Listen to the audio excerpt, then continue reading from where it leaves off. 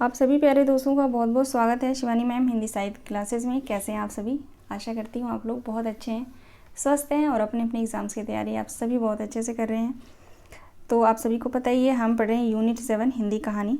आज की क्लास में हम पढ़ने वाले हैं कानों में कंगना कहानी को। मोस्ट इम्पॉर्टेंट क्लास है आप सभी की परीक्षाओं के लिए, तो आप लोग पूरे क्लास को ज़रूर देखिएगा। और बुक के माध्यम से जो हम पूरी कहानी पढ़ेंगे, जो भी महत्वपूर्ण है उसको मैंने पहले से जो है मार्क किया हुआ है, हाईलाइट किया हुआ है, उसको आप लोग अपने शॉर्ट नोट्स में लिखते चलिएगा।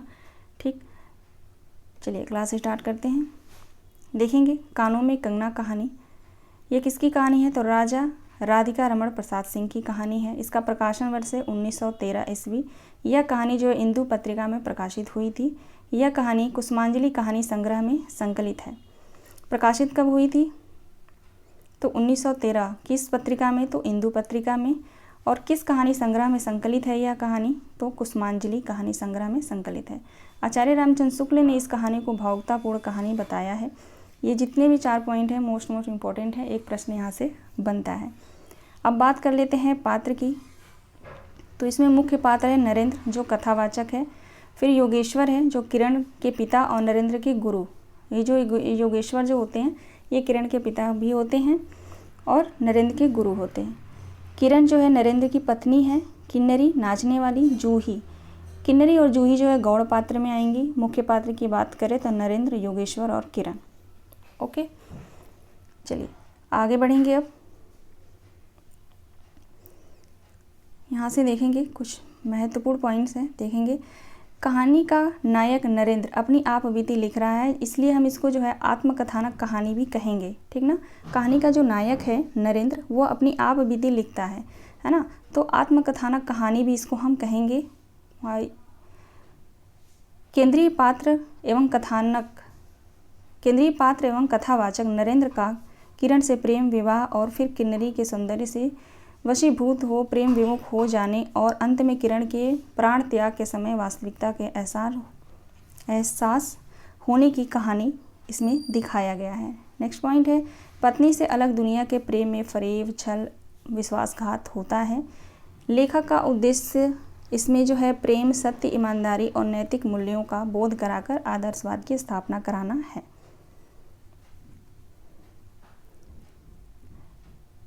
यहाँ पे देखेंगे इम्पोर्टेंट पॉइंट है ये, अत्यंत अलंकारिक और क्लिष्ट भाषा में ये जो है कहानी है। कानों में कंगना जो कहानी है वो अत्यंत अलंकारिक और क्लिष्ट भाषा में यह कहानी है। इसमें 2 स्थानों की चर्चा की गई है, पहला ऋषिकेश, दूसरा है मुरादाबाद।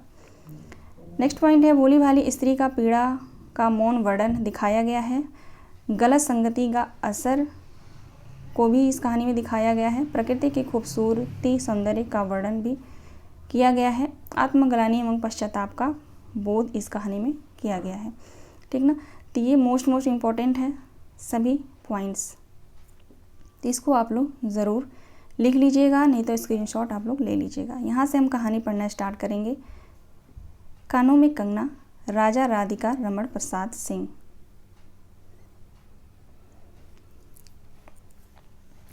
यहाँ पे देखिए नरेंद्र कहता है, किरण तुम्हारे कानों में क्या है? उसके कानों से चंचल लट को हटाकर कहा, कंगना। अरे कानों में कंगना, सचमुच 2 कंगन कानों को घेर कर बैठे थे। हाँ, तब कहाँ पहनूं? किरण कहती है, हाँ तब कहाँ पहनूं? फिर देखिए नरेंद्र कहता है, किरण अभी भोरी थी। दुनिया में जिसे भोरी कहते हैं वैसी भोरी नहीं। उसे वन के फूलों का भोलापन समझो, चमन के फूलों की भंगी नहीं। विविध खाद या रस से जिसकी जीविका है। तो ये महत्वपूर्ण पॉइंट है, पहली लाइन है ना, तो ये दे सकता है, पूछ सकता है इस कहानी से जो है, इस कथन से किस कहानी की शुरुआत होती है। ठीक ना, तो यहाँ से देखेंगे पहली लाइन मानेंगे, क्योंकि यहाँ तो देगा नहीं, ये तो पता चल जाएगा।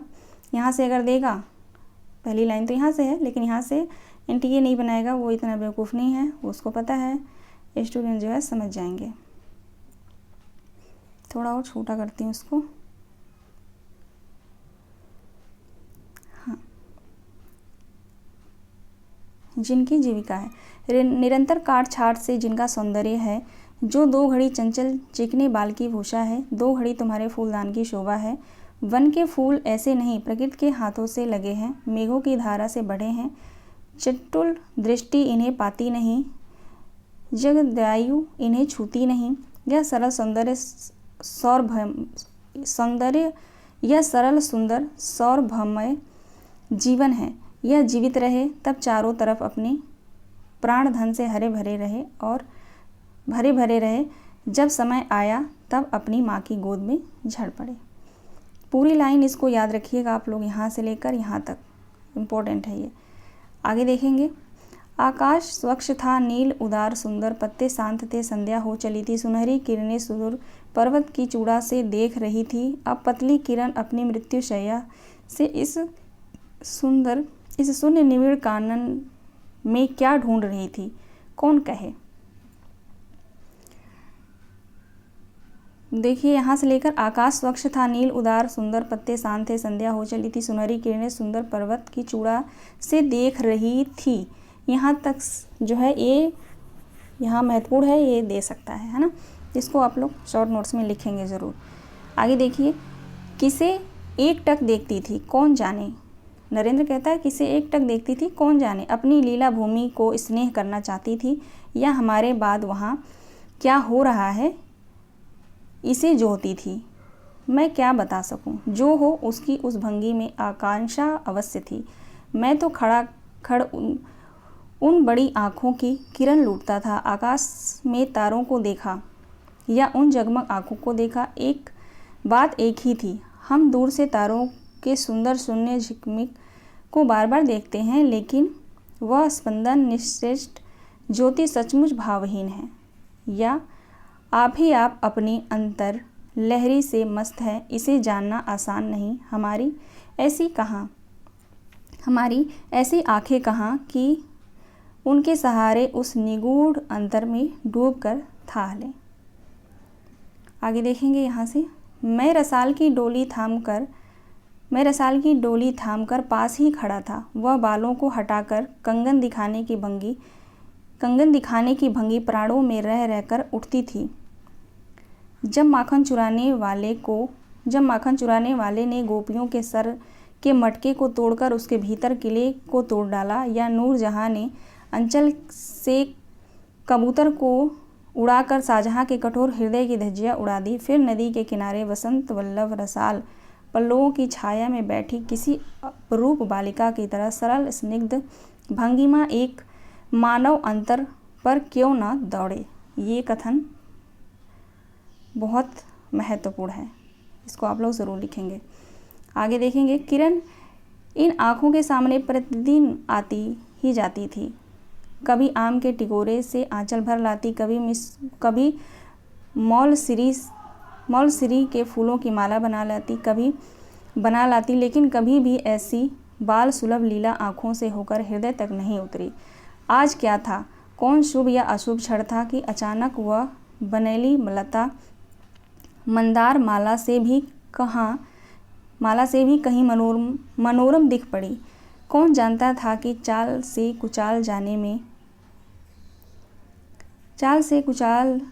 जाने में हाथों में कंगन भूलकर कानों में पहनने में इतनी मधुर है।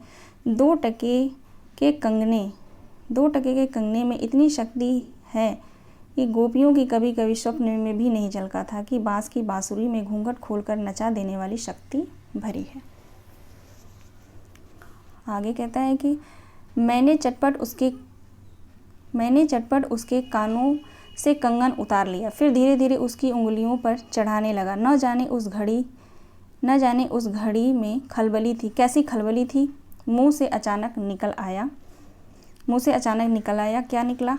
किरण, आज की यह घटना मुझे मरते दम तक नहीं भूलेगी। यह भीतर तक बैठ गई। ये भी लाइन महत्वपूर्ण है। ठीक, आगे देखेंगे।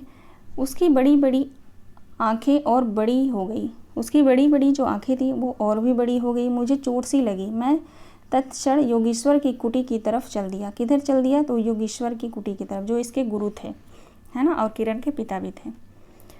प्राण भी उसी समय नहीं चल दिए, यही विस्मय था।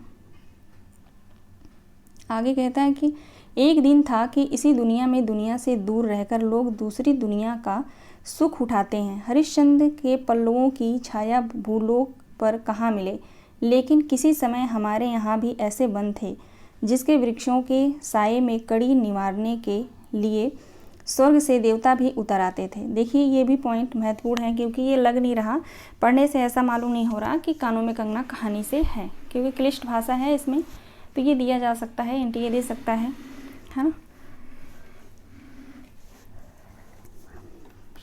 चलिए आगे देखेंगे। जिस पंचवटी का अनंत यौवन देखकर राम की आंखें भी खिल उठी, वहाँ के निवासियों ने कभी अमरतरु के फूलों की माला नहीं चाही, मंदाकिनी की छींटों की शीतलता नहीं ढूंढी, नंदन और पवन का सानी कहीं वन भी था। कल्प वृक्ष की छाया में शांति अवश्य है, लेकिन कदम की छाइयाँ कहाँ मिल सकती। हमारी तुम्हारी आँखों ने कभी नंदोत्सव की लीला नहीं देखी, लेकिन इसी भूतल पर एक दिन ऐसा उत्सव हो चुका है जिसे देख देखकर प्रकृति तथा रजनी 6 महीने तक ठगी रही। शत शत देवंगनाओं ने परिजात के फूलों की वर्षा से नंदन कानन को उजाड़ डाला।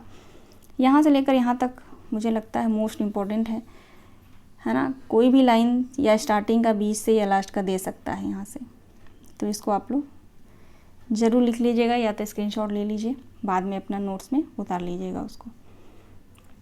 आगे कहता है, समय ने सब कुछ पलट दिया, अब ऐसे वन नहीं जहाँ कृष्ण गोलोक से उतरकर 2 घड़ी बंसी की टेर दे, ऐसे कुटीर नहीं जिसके दर्शन में रामचंद्र का भी अंतर प्रसन्न हो, या ऐसे मुनीश नहीं जो धर्म धुरंधर धर्मराज को भी धर्म में शिक्षा दे। महत्वपूर्ण है ये पॉइंट, यहाँ से लेकर यहाँ तक, ठीक। यदि एक दो भूले भटके हो भी तब अभी तक उन पर दुनिया का पर्दा नहीं उठा। जगन माया की माया नहीं लगी, लेकिन वे कब तक बचे रहेंगे। लोग अपने यहाँ अलौकिक बातें कब तक होने देंगे। भव सागर की जल तरंगों पर स्थिर होना कब संभव है। आगे देखिए, आगे कहता है, ऋषिकेश के पास एक सुंदर वन था, सुंदर नहीं अपरूप सुंदर। महत्वपूर्ण है, कहता है ऋषिकेश के पास एक सुंदर वन था। कहाँ पे था? ऋषिकेश के पास, ठीक ना। और सुंदर नहीं अपरूप सुंदर, वह प्रमोद वन के विलास निकुंजों जैसा सुंदर नहीं, वरंच चित्रकूट या पंचवटी की महिमा से मंडित है। वहाँ चिकनी चांदनी में बैठकर कनन घुंघरू की इच्छा नहीं होती, वरंच प्राणों में एक ऐसी आवेश धारा उठती है जो कभी अनंत साधना के कूल पर पहुँचती है। इम्पोर्टेंट है। कभी जीव जगत के एक तत्व से दौड़ मिलती है।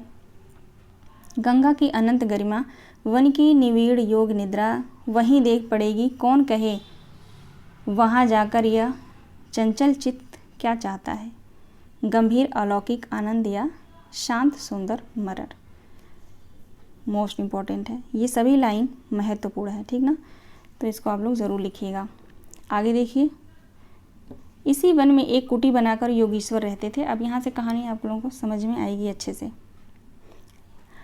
नरेंद्र कहता है, इसी वन में एक कुटी बनाकर योगीश्वर रहते थे। योगीश्वर ही थे, यद्यपि वो भूतल पर ही रहते थे, तथापि उन्हें इस लोक का जीव कहना यथार्थ नहीं था। उनकी चित्तवृत्ति सरस्वती के श्री चरणों में थी या ब्रह्मलोक की अनंत शक्ति में लिपटी थी, और वो बालिका स्वर्ग से एक रश्मि उतरकर उस घने जंगल में उजेला करती फिरती थी। ये किसके बारे में कह रहे हैं? एक तो जो इनके गुरु थे और ससुर भी थे, पत्नी के पिता थे, तो इनके ससुर लगेंगे, है ना, पिता समान। उनके बारे में कह रहे हैं, और उनकी जो लड़की थी किरण, उनके बारे में ये किरण जो है बता रहा है, नरेंद्र जो है बता रहा है ना। कहता है, उनकी चित्तवृत्ति सरस्वती की श्री चरणों में थी और या ब्रह्मलोक की अनंत शक्ति में लिपटी थी, और वह बालिका यानी किरण स्वर्ग से एक रश्मि उतरकर उस घने जंगल में उजेला करती फिरती। वह लौकिक मायाबद्ध जीवन नहीं था। इसे बंधन रहित बाधाहीन नाचती किरणों की लेखा कहिए, मानो निर्मुक्त चंचल मलय वायु फूल फूल पर डाली डाली पर डोलती फिरती हो, या कोई मूर्तिवान अमर संगीत बेरो कटो हवा पर या जल की तरंग भंग पर नाच रहा हूँ। मैं ही वहाँ इस लोक या प्रतिनिधि था। मैं ही वहाँ इस लोक का प्रतिनिधि था। मैं ही उन्हें उसकी अलौकिक स्थिति से इस जटिल मर्त्य राज्य में खींच लाता था। आगे देखेंगे। कुछ साल में मैं योगेश्वर के यहाँ आता जाता था। पिता की आज्ञा थी कि उनके यहाँ जाकर अपने धर्म के सब ग्रंथ पढ़ डालो। योगेश्वर और बाबा लड़कपन के साथी थे, यानी कहते हैं कि योगेश्वर के यहाँ जो है कुछ साल से मैं आता जाता था, लेकिन मेरे पिता की आज्ञा थी कि मैं वहाँ जाकर सभी धर्मों के जो धर्म ग्रंथ हैं उनको मैं पढ़ डालूं। और योगेश्वर और जो मेरे पापा थे यानी मेरे बाबा जो थे वो लड़कपन के साथी थे, यानी बचपन के साथी थे, इसीलिए उनकी मुझ पर इतनी दया थी। किरण उनकी लड़की थी। किसकी? योगेश्वर की। उस कुटीर में एक वही दीपक थी। उस कुटीर में वही दीपक थी। किसको दीपक बताया यहाँ पे? तो किरण को। जिस दिन की घटना में मैं लिख आया हूँ, कहते हैं जिस दिन की घटना मैं लिख आया हूँ उसी दिन सवेरे मेरे अध्ययन की पूर्णाहुति थी और बाबा के कहने पर एक जोड़ा पीताम्बर, 5 स्वर्ण मुद्राएं तथा किरण के लिए 2 कनन कंगन आचार्य के निकट ले गया था। अब ये क्या क्या ले गया था नरेंद्र, ये भी आप लोग याद रखिएगा। कहता है उसी दिन सवेरे मेरे अध्ययन की पूर्णाहुति थी और बाबा के कहने पर क्या ले गया था? एक जोड़ा पीताम्बर, पीला वस्त्र है ना, 5 स्वर्ण मुद्राएं, एक जोड़ा पीताम्बर और 5 स्वर्ण मुद्राएं और किरण के लिए 2 कंगन, ठीक ना, 2 कंगन, 3 चीज़ें ले गया था। 1 जोड़ा पीताम्बर, 5 स्वर्ण मुद्राएं। अब इसमें से देखिए ये भी पूछ सकता है कि किरण जो है अपने बाबा के कहने पर योगेश्वर के पास जब गया तो क्या क्या लेके गया। एक तो ये क्वेश्चन बनेगा, या तो ये पूछ सकता है कि कितने स्वर्ण मुद्राएं ले गए, तो 5, 3, 4, 1 ऐसे दे सकता है, तो 5 आप लोग याद रखेंगे। 2 तरह से यहाँ से प्रश्न जो है बन सकते हैं। आगे देखिए, आचार्य के निकट ले गया, योगेश्वर ने सब लौटा दिए, यानी जो इनके गुरु थे योगेश्वर उन्होंने जो है सब लौटा दिया, केवल कंगन को किरण उठा ले गई। कंगन जो था वो इनकी जो योगेश्वर की जो पुत्री थी किरण वो उठा ले गई। आप सभी को पता ही है कि गहने जो स्त्रियों को पसंद है ना। आगे देखेंगे, वह क्या समझकर चुप रह गए, समय का अद्भुत चक्र था। मतलब जो किरण जो कंगन उठा ले गई उस पर जो योगेश्वर ने कुछ कहा नहीं, तो वही यहाँ पे नरेंद्र कह रहा है कि वह क्या समझकर चुप रह गए, समय का अद्भुत चक्र था। जिस दिन मैंने धर्म ग्रंथ से मुंह मोड़ा उसी दिन कामदेव ने वहां जाकर उनकी किताब का पहला सफ़ा उल्टा। दूसरे दिन मैं योगेश्वर से मिलने गया। वह किरण को पास बिठा कर न जाने क्या पढ़ा रहे थे। उनकी आंखें गंभीर थी। मुझको देखते ही वह उठ पड़े और मेरे कंधों पर हाथ रखकर गदगद स्वर में बोले, नरेंद्र अब मैं चला, किरण तुम्हारे हवाले। योगेश्वर जो है कहते हैं कि नरेंद्र अब मैं चला, किरण तुम्हारे हवाले। यह कहकर किसी की सुकोमल उंगलियां मेरे हाथ में रख दी। लोचनों के कोने पर 2 बूंदें निकलकर झांक पड़ी। मैं सहम उठा। क्या उन पर सब बातें विदित थी? क्या उनकी तीव्र दृष्टि मेरी अंतर लहरी तक डूब चुकी थी? वह ठहरे नहीं, चल दिए। मैं कांपता रह गया, किरण देखती रह गई। अब यहाँ से समझ में आ रहा होगा ना पूरी कहानी अच्छे से। यहाँ से देखिए, सन्नाटा छा गया, वन वायु भी चुप हो गए, हम दोनों भी चुप चल पड़े। किरण मेरे कंधे पर थी। हठात अंतर से कोई अकड़ कर कह उठा, हाय नरेंद्र, यह क्या? तुम इस वनफूल को किस चमन से ले गए, किस चमन में ले चले? इस बंधन विहीन स्वर्गीय जीवन को किस लोक जाल में बांधने चले? देखिए ये महत्वपूर्ण है, ठीक ना। आगे देखिए, कंकड़ी जल में जाकर कोई अस्थाई विवर नहीं फोड़ सकती। क्षण भर जल का समतल भले ही उलट पुलट हो, लेकिन इधर उधर से जल तरंग दौड़कर उस छिद्र का नाम निशान भी नहीं रहने देती। जगत की भी यही चाल है। यदि देवेंद्र भी आकर इस लोक चलाचल में खड़े हों, फिर संसार देखते ही देखते उन्हें अपना बना ले। यह काली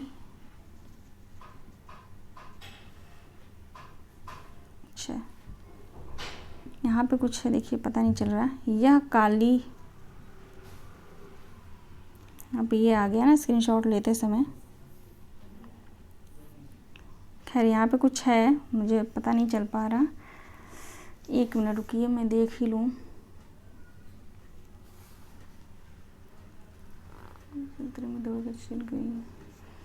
कहाँ है?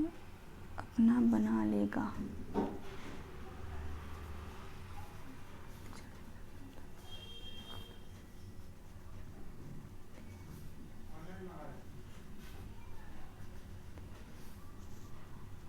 एक मिनट बस वेट करिए आपको।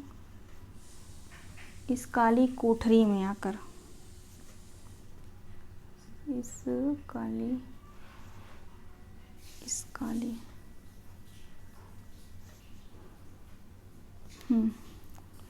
ये है। इस काली कोठरी में आकर इसकी लालिमा से बचे रहे। ऐसी शक्ति अब आकाश कुसुम ही समझो। 2 दिन में राम हाय जानकी कहकर वन वन डोलते फिरे। 2 क्षण में यही विश्वामित्र को भी स्वर्ग से घसीट लाया। ये भी महत्वपूर्ण पॉइंट है, यहाँ से लेकर यहाँ तक इम्पोर्टेंट कथन है ये। ठीक, आगे देखेंगे। किरण की भी यही अवस्था हुई। कहाँ प्रकृति की निर्मुक्त गोद, कहाँ जगत के जटिल बंधन पाश, कहाँ से कहाँ आ पड़ी। वह अलौकिक भोलापन, वह निसर्ग उच्छ्वास हाथों हाथ लुट गए। वन फूल की विमल कांति लौकिक चमन की मायावी मनोहारिता में परिणित हुई। अब आंखें उठाकर आकाश से नीरव बातचीत करने का अवसर कहाँ से मिले। मलय वायु से मिलकर मलयाचल के फूलों की पूछताछ क्यों कर रहे हो। महत्वपूर्ण है, जो मैंने पहले से हाईलाइट भी कर रखा है उसको। ठीक ना, आगे देखिए। जब किशोरी नए सांचे में ढलकर उतरी, उसे पहचानना भी कठिन था। वह अब लाल चोली, हरी साड़ी पहनकर सर पर सिंदूर रेखा सजाती और हाथों में कंगन, कानों में बाली, गले की कंठी तथा कमर की करधनी दिन दिन उसके चित्त को नचाए मारती थी। जब कहीं वह सज धज कर चांदनी के कोठे पर उतरती और वसंत वायु उसके आंचल से मोतियों की लपट लाकर मेरे बरामदे में भर देता। फिर किसी मतवाली माधुरी या तीव्र मदिरा के नशे में मेरा मस्तिष्क झूम जाता और मैं चटपट अपना प्रेम चित्कार फूलदान रंगीन चिट्ठी में भरकर जूही के हाथ ऊपर भिजवाता। जूही है ना, जूही पात्र देखिए, जूही के हाथ ऊपर भिजवाता या बाजार दौड़कर उसकी गहने या विलायती चूड़ी खरीद लाता। लेकिन जो हो, अब भी कभी कभी उसके प्रफुल्ल वदन पर उस आलोक की छटा पूर्व जन्म की सुख स्मृतिवत चली जाती थी और आंखें उसी जीवंत सुंदर जिग्मिक का नाच दिखाती थी। अब अंतर प्रसन्न था, फिर बाहरी चेष्टा पर प्रतिबिंब क्यों पड़े। यहाँ से लेकर यहाँ तक महत्वपूर्ण है कथन। ठीक ना, यहाँ पे लास्ट का लाइन देखेंगे, फिर बाहरी चेष्टा पर प्रतिबिंब क्यों, है ना, तो इम्पोर्टेंट है ये। आगे देखेंगे। यूँ ही 2 साल मुरादाबाद में टिक गए। मुरादाबाद शहर का जो जिक्र हुआ है देखेंगे, है ना। कहता है कि यूँ ही 2 साल, कितने साल, 2 साल मुरादाबाद में कट गए। एक दिन मोहन के यहाँ नाच देखने गया। मोहन भी पात्र है, ध्यान रखेंगे आप लोग। कौन? मोहन के यहाँ नाच देखने गया। पूछ सकता है कि नरेंद्र जो है, कानों में एक कंगना कहानी में जो पात्र नरेंद्र है वो किसके यहाँ जो है नाच देखने गया था, तो मोहन के यहाँ नाच देखने गया। वह किन्नरी से आंखें मिली, वहीं पर जो है किन्नरी से आंखें मिली क्या, लीन हो गई। नवीन यौवन कोकिल कंठा चतुर चंचल चेष्टा या मायावी चमक। अब चित्त को चलाने के लिए और क्या चाहिए। किन्नरी सचमुच किन्नरी ही थी, नाचने वाली नहीं। नाचने वाली थी। पहली बार देखकर उसे इस लोक की सुंदरी समझना दस्तूर था। एक लपट जो लगती किसी नशा सी चढ़ जाती। यारों ने मुझे और भी चढ़ा दिया। आंखें मिलती मिलती मिल गई, हृदय को भी साथ साथ घसीट ले गई। फिर क्या था? इतने दिनों की जो उसकी धर्म शिक्षा थी, शतवत्सर की पूज्य लक्ष्मी, बाप दादों की कुल प्रतिष्ठा, पत्नी के पवित्र प्रेम, एक एक करके उस प्रदीप्त वासना कुंड में भस्म होने लगे। अग्नि और भी बढ़ती गई। किन्नरी की चिकनी दृष्टि, चिकनी बातें घी बरसाती रही। घर बार सब जल उठा। मैं भी निरंतर जलने लगा, लेकिन ज्यों-ज्यों जलता गया, जलने की इच्छा जलाती रही। महत्वपूर्ण है ये पॉइंट, यहाँ से लेकर यहाँ तक जलाती रही। ओके, आगे देखेंगे। 5 महीने कट गए। कितने महीने? 5 महीने। 5 महीने कट गए, नशा उतरा नहीं। बनारसी साड़ी, पारसी जैकेट, मोती का हार, कटकी, कर्णफूल सब कुछ लाकर उस मायाकारी के अलकत रंजित चरणों पर रखे। किरण हेमंत की मालती बनी थी, जिस पर एक फूल नहीं, एक पल्लव नहीं। घर की वधू क्या करती? जो अनंत सूत्र से बंधा था, जो अनंत जीवन का संगी था, वही हाथों हाथ पराये के हाथ बिक गया। फिर ये तो 2 दिन की चकमकी खिलौने थे। इन्हें शरीर बदलते क्या देर लगे। दिन भर बहानों की माला गूंथ किरणों के गले में, और शाम को मोती की माला उस नाचने वाली के गले में संग निर्लज्ज डाल देना, यही मेरा जीवन निर्वाह था। एक दिन सारी बातें खुल गई। किरण पछाड़ खाकर भूमि पर जा पड़ी। उसकी आंखों में आंसू न थे, मेरी आंखों में दया न थी। उसकी आंखों में आंसू न थे, मेरी आंखों में दया न थी। बरसात की रात थी, रिमझिम बूंदों की झड़ी थी। चांदनी मेघों से आंख मुद्दौल खेल रही थी। बिजली काले कपाट से बार बार झांकती थी, किसे चंचला देखती थी, तथा बादल किस मरोड़ से कह कहकर चिल्लाते थे। इन्हें सोचने का मुझे अवसर नहीं था। महत्वपूर्ण पॉइंट है ये, है ना। आगे देखेंगे। मैं तो किन्नरी के दरवाजे से हताश लौटा था। आंखों के ऊपर न चांदनी थी, न बदली थी। त्रिशंकु ने स्वर्ग को जाते जाते बीच में ही टंग कर किस दुख को उठाया, और मैं तो अपने स्वर्ग के दरवाजे पर सर रखकर निराश लौटा था। मेरी वेदना क्यों न बड़ी हो। आगे कहता, हाय, मेरी उंगलियों में से एक अंगूठी भी रहती तो उसे नज़र कर उसके चरणों पर लौटाता। घर पर आते ही जूही को पुकार उठा। जूही, किरण के पास कुछ भी बचा हो तब फौरन जाकर मांग लाओ। किसको बोलता है? जूही से बोलता है, किरण के पास जो भी हो उसे जाकर मांग लाओ। ऊपर से आवाज़ नहीं आई, केवल सर के ऊपर से एक काला बादल कालांत चित्कार से चिल्ला उठा। मेरा मस्तिष्क घूम गया। मैं तत्क्षण कोठे पर दौड़ा, सब संदूक झांके, जो कुछ मिला सब तोड़ डाला, लेकिन मिला कुछ भी नहीं। अलमारी में केवल मकड़े का जाल था। श्रृंगार बॉक्स में एक छिपकली बैठी थी। उसी दम किरण पर झपटा। पास जाते ही सहम गया। वह एक तकिए के सहारे निसहाय निस्पंद लेटी थी। केवल चांद ने खिड़की से होकर उसे गोद में ले रखा था,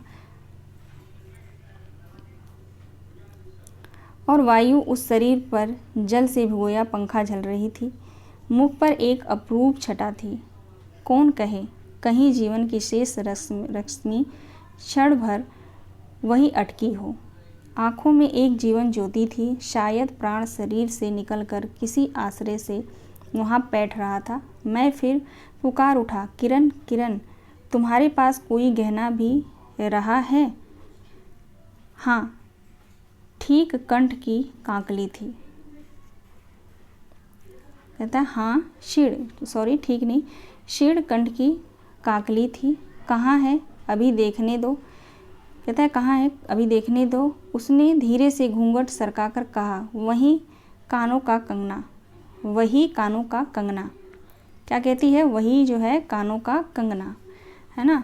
सर तकिए से ढल पड़ा, आँखें भी झिप गई, वह जीवंत रेखा कहाँ चली गई। क्या इतने ही के लिए अब तक ठहरी थी। आंखें मुख पर जा पड़ी, वही कंगन थे, वैसे ही कानों को घेर कर बैठे थे। मेरी स्मृति तड़ित वेग से नाच उठी। दुष्यंत ने अंगूठी पहचान ली। भूली शकुंतला उस पर याद आ गई। लेकिन दुष्यंत सौभाग्यशाली था कि उसे जो है सौभाग्यशाली था कि चक्रवर्ती राजा थे। अपनी प्राण प्रिया को आकाश पाताल छानकर ढूंढ निकाला। महत्वपूर्ण पॉइंट है ये। कहता है मेरी किरण तो इस भूतल पर न थी कि किसी तरह प्राण देकर भी पाता, उसको मैं पा लेता या पाता, परलोक से ढूंढ निकालूं। ऐसी शक्ति इस दीनहीन मानव में कहाँ। महत्वपूर्ण है। आगे देखिए, चढ़ा नशा उतर पड़ा, सारी बातें सूझ गई, आँखों पर की पट्टी खुल पड़ी। लेकिन हाय, खुली भी तो उस समय जब जीवन में केवल अंधकार ही रह गया। Most important. ठीक, तो यहीं तक कहानी थी। आशा करती हूँ कि मेरे साथ आप लोगों ने इस पूरी कहानी को पढ़ा होगा। बहुत ही अच्छी कहानी है और इससे प्रश्न जो है बनते हैं, है ना। तो जो महत्वपूर्ण था वो मैंने आप सभी को बताया, उसको आप लोग ज़रूर नोट डाउन कर लीजिएगा। जब भी टाइम हो आपके पास उसको नोट डाउन आप लोग कर लेंगे। चलिए मिलते हैं कल की क्लास में दूसरी कहानी के साथ। आप सभी दोस्तों का बहुत बहुत धन्यवाद। Thank you so much.